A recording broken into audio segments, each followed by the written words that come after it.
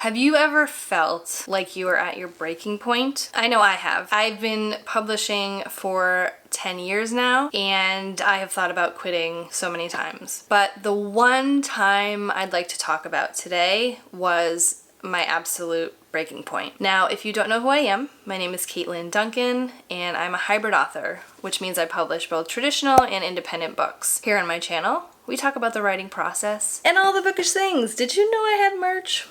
I love my merch. But today is a little more of a serious note and a retrospective into my own life as an author and what you don't see typically on my channel or on my socials, and a lot of creative women specifically don't like to share about the downs. We struggle with feeling like we are inadequate as mothers when we want to pursue our writing, and we feel guilty when we are giving all of ourselves to our family and our kids and not fulfilling our pursuits. I'd like to talk a little bit about my story and how I've overcome a lot of these challenges and why I don't think I'm going to quit writing. So I'm going to take you back to a couple of years ago when I started my channel. I was, in my very first vlog, I was juggling 3 projects, and I was a mom at the time as well, just in a different point. I was working full-time, and there was that sort of productivity hustle boss mom situation happening with like everyone on YouTube. So I thought I had to do all of the things, and I really didn't know what I wanted. So I would continuously say yes to everything and not prioritize myself specifically. And over the years, that really compounded to depression. My anxiety was at an all-time high.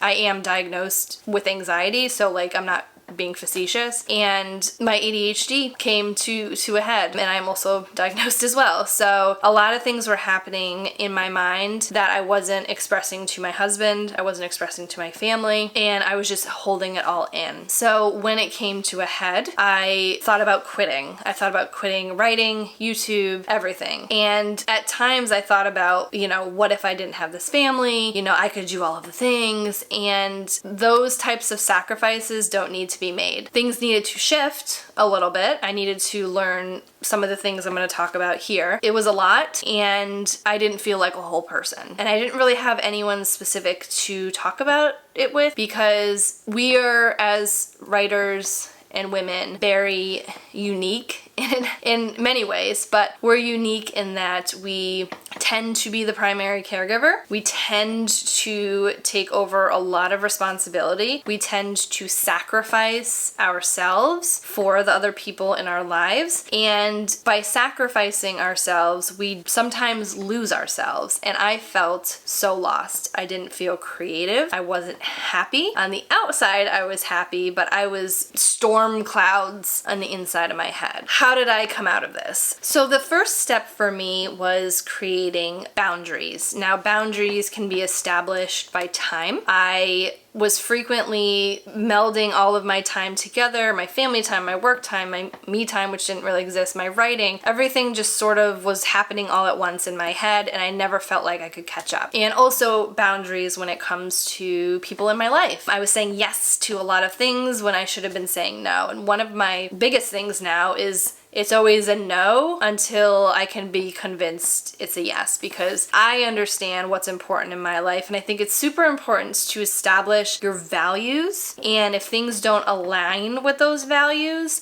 then it should be a no. It's not possible for everyone to do everything. It's not possible. It's just not. We have the same amount of time every day, and especially as we are, as I said, unique in that way, where we're caregivers, we're working, we're writing, we're publishing. It's very important to have specific boundaries in your time and in your relationships. Now, within my time boundaries, I would look at prioritizing my tasks. So that was something that I actually worked with an executive function coach, because I sort of have issues doing that. I have issues like breaking things down when they have a lot of steps. So I learned that prioritizing things sort of comes within those values. So when I'm looking at my work day, I need to do certain things certain days.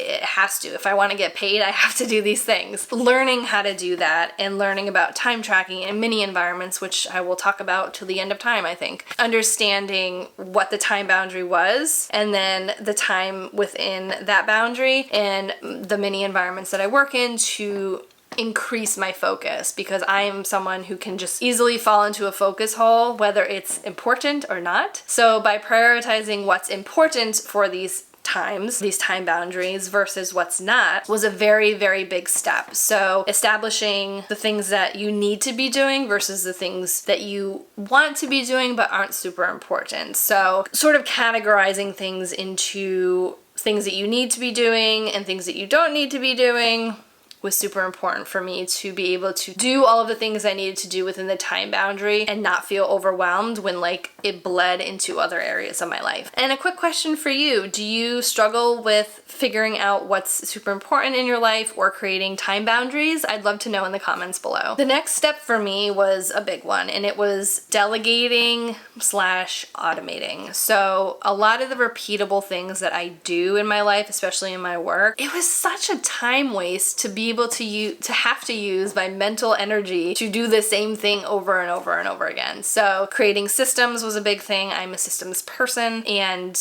I would do stuff like create email templates and have phone scripts for when I had to talk to people at work about a specific thing over and over again. So that was really helpful so that I could take all of that out of my brain and give it to someone else. When it comes to delegation, understanding what things are most important to you and accepting help from everyone around you, that whether it's at work, a colleague, I have a unique position where I'm able to hire people to help out at my job, which is super helpful. I didn't really need to take on everything that I did. That's been a huge relief. When it comes to delegating things around the house, depending on your kids' ages, definitely bring your family into the mix. A lot of times we can definitely be in our heads about stuff. Half the time, just saying it out loud to your partner or your family members will be able to let them know what you're thinking and let them know that you're stressed, and seeing if there's ways that they can help you. The next step for me was establishing routines. So last week I talked about morning routines. Next week I'm going to talk about setting up an evening routine, and I have found I feel the best at the end of a day when I have gone through my morning routine and my evening routine. And it's not super rigid. If I don't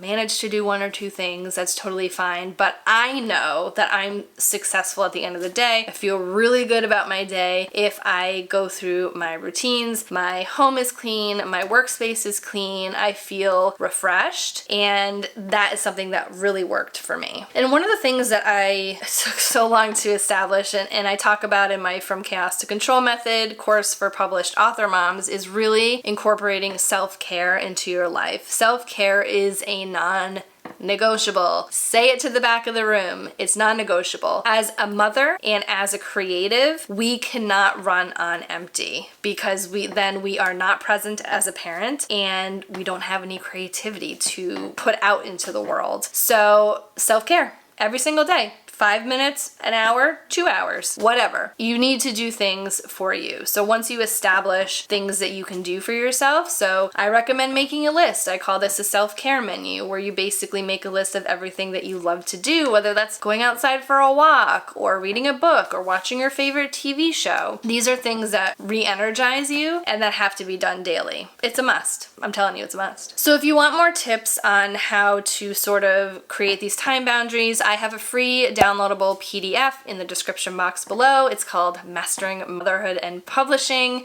and I would love for you to download that and see if it helps you at all. And before you go, be sure to hit that thumbs up if you found this video helpful. Hit that subscribe button and the little notification bell next to it so you know the next time I upload, and I'll see you next week.